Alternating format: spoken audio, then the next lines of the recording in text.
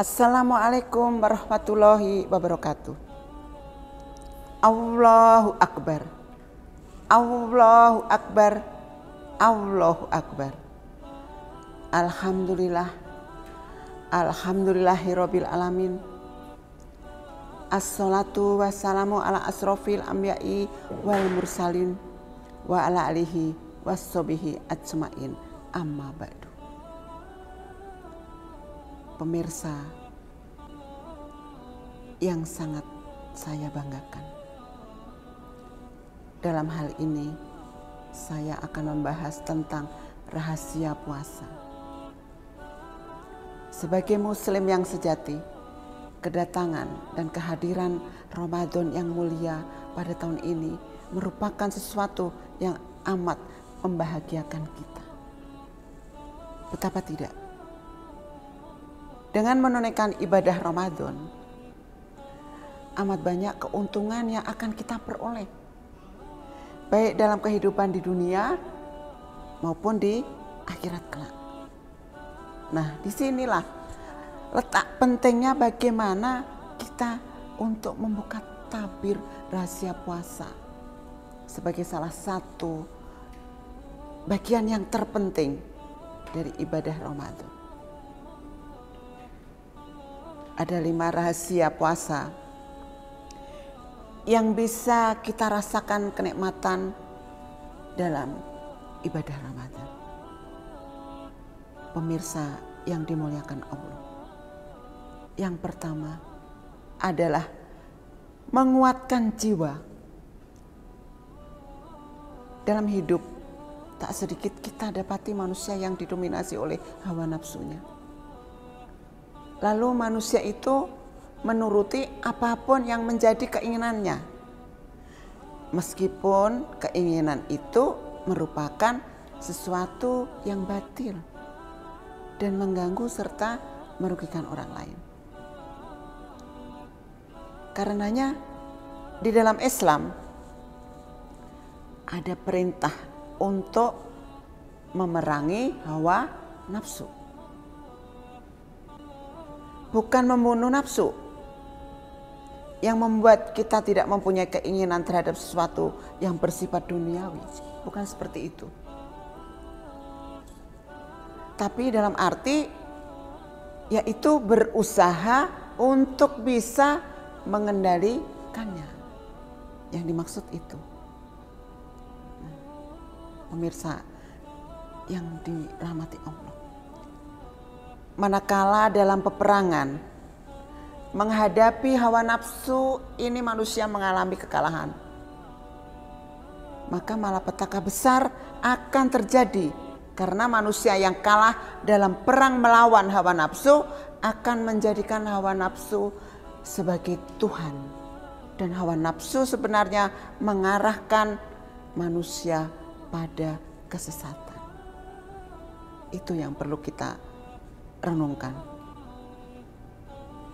Allah Subhanahu wa Ta'ala memerintahkan kita memperhatikan masalah ini dalam firman-Nya yang artinya, maka pernahkah kamu melihat orang yang menjadikan hawa nafsunya sebagai Tuhannya dan Allah membiarkannya sesat berdasarkan ilmunya.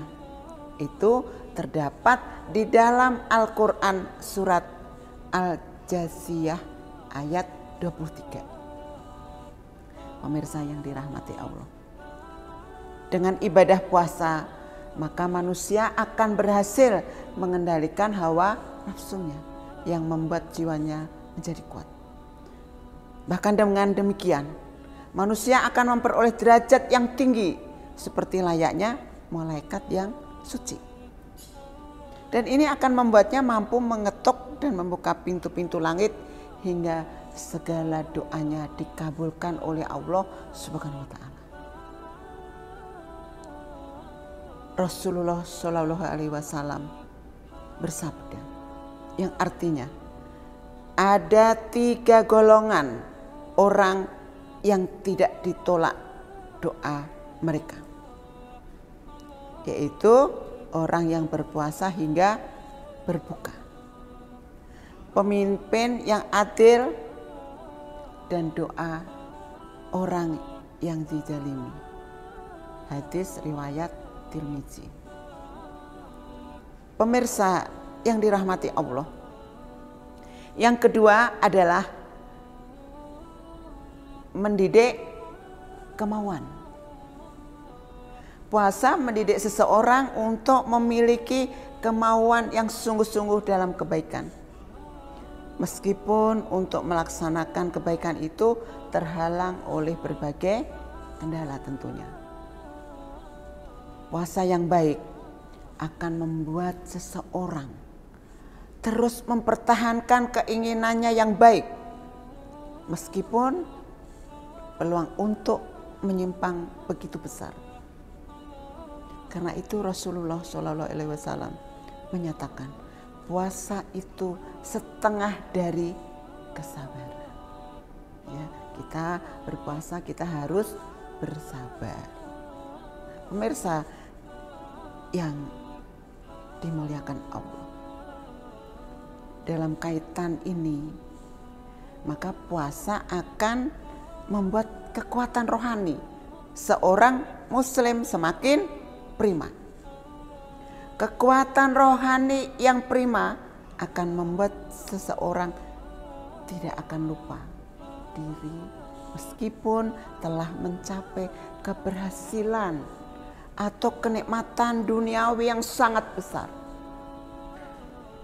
Dan kekuatan rohani juga akan membuat seorang muslim tidak akan berputus asa meskipun penderitaan yang dialami itu sangat sulit. Itu. Pemirsa yang dirahmati Allah, yang ketiga adalah menyehatkan badan tentunya. Di samping kesehatan dan kekuatan ekonomi, puasa yang baik dan benar juga akan memberikan pengaruh positif berupa kesehatan jasmani. Hal ini tidak hanya dinyatakan oleh Rasulullah Shallallahu Alaihi Wasallam, tetapi juga sudah dibuktikan oleh para dokter ataupun ahli-ahli kesehatan di dunia, yang membuat kita tidak perlu meragukan lagi. Mereka berkesimpulan bahwa pada saat-saat tertentu perut memang harus diistirahatkan dari bekerja. Memproses makanan yang masuk sebagaimana juga mesin harus diistirahatkan.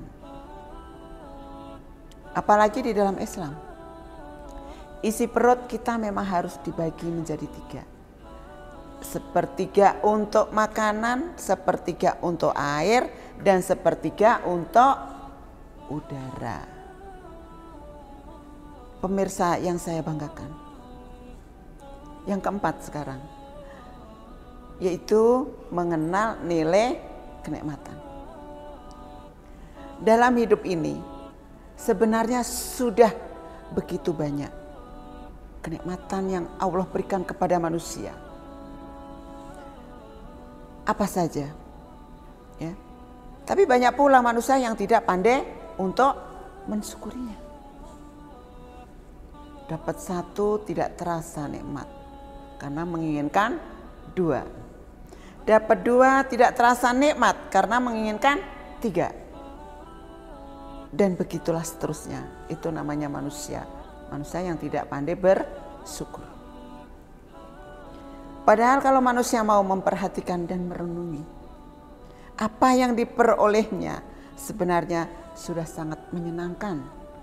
Karena begitu banyak orang yang memperoleh sesuatu tidak lebih banyak atau tidak lebih mudah dari apa yang kita peroleh. Pemirsa yang dimuliakan Allah, maka dengan puasa manusia bukan hanya disuruh memperhatikan dan merenungi tentang kenikmatan yang sudah diperolehnya, tetapi juga disuruh merasakan langsung betapa besar sebenarnya nikmat yang Allah berikan kepada kita. Hal ini karena baru beberapa jam saja kita tidak makan dan tidak minum, sudah terasa betul penderitaan yang kita alami. Dan pada saat kita berbuka puasa, terasa betul besarnya nikmat dari Allah. Meskipun hanya berupa sebiji kurma atau seteguk air. Tapi itu nikmat sekali saat kita berbuka puasa. Disinilah letak pentingnya ibadah puasa guna mendidik kita untuk menyadari tinggi nilai kenikmatan yang Allah berikan agar kita apa? Ya, agar kita menjadi orang yang pandai bersyukur dan tidak mengecilkan arti kenikmatan dari Allah. Meskipun dari segi jumlah yang sedikit dan kecil. Rasa syukur memang akan membuat nikmat itu bertambah banyak. Baik dari segi jumlah ataupun paling tidak dari segi rasanya. Ya. Allah berfirman yang artinya, dan ingatlah juga tatkala Tuhanmu memaklumkan, sesungguhnya jika kamu bersyukur pasti kami akan menambah nikmat kepadamu, dan jika kamu mengingkari nikmatku maka sesungguhnya azabku sangat pedih. Di dalam Al-Quran surat Ibrahim ayat 7 itu yang perlu kita renungkan. Pemirsa yang dirahmati Allah, saya lanjutkan lagi yang kelima, yaitu mengingatkan dan merasakan penderitaan orang lain. Nah, ini yang harus kita perhatikan juga. Merasakan lapar dan haus juga memberikan pengalaman kepada kita sebagaimana beratnya penderitaan yang dirasakan orang lain. Sebab pengalaman lapar dan haus yang kita rasakan akan segera berakhir hanya dengan beberapa jam. Sementara penderitaan orang lain entah kapan akan berakhir. Oleh karena itu, sebagai simbol dari rasa solidaritas, sebelum Ramadan berakhir kita diwajibkan untuk menunaikan zakat, agar dengan demikian setahap demi setahap kita bisa mengatasi persoalan-persoalan umat yang menderita. Bahkan zakat itu tidak hanya bagi kepentingan orang yang miskin dan menderita, tapi juga bagi kita yang mengeluarkannya, agar dengan demikian hilang kekotoran jiwa kita yang berkaitan dengan harta. Seperti Allah berfirman yang artinya, ambillah zakat dari sebagian harta mereka, dan zakat itu kamu membersihkan dan mensucikan mereka dan mendoakan untuk mereka. Sesungguhnya doa kamu itu menjadi ketentraman jiwa bagi mereka, dan Allah Maha mendengar lagi Maha mengetahui. Itu terdapat dalam Al-Quran surat At-Taubah ayat 103. Karena apa? Karena rahasia puasa merupakan sesuatu yang amat penting bagi diri kita. Maka sudah sepantasnya lah kalau kita harus menyambut kedatangan Ramadan tahun ini dengan penuh rasa gembira. Sehingga kegembiraan kita ini akan membuat kita bisa melaksanakan ibadah Ramadan dengan ringan, meskipun sebenarnya ibadah Ramadan itu berat. Ya. Karena kita harus bisa mengendalikan hawa nafsu untuk semuanya. Kegembiraan kita terhadap datangnya bulan Ramadan harus kita tunjukkan dengan berupaya semaksimal mungkin memanfaatkan Ramadan tahun ini sebagai momentum untuk mendidik diri dan keluarga ke arah pengokohan atau pemantapan takwa kepada Allah Subhanahu wa Ta'ala. Sesuatu yang memang amat kita perlukan bagi upaya meraih keberkahan dari Allah Subhanahu wa Ta'ala. Pemirsa yang dirahmati Allah, semoga apa yang saya sampaikan pada hari ini bisa bermanfaat bagi kita semua. Mohon maaf apabila ada kesalahan dalam penyampaian saya. Akhirul kalam. Subhanallahumma wa bihamdika asyhadu alla ilaha illa anta astaghfiruka wa atubu ilaik. Wallahul muwaffiq ila aqwamit thoriq. Wassalamualaikum warahmatullahi wabarakatuh.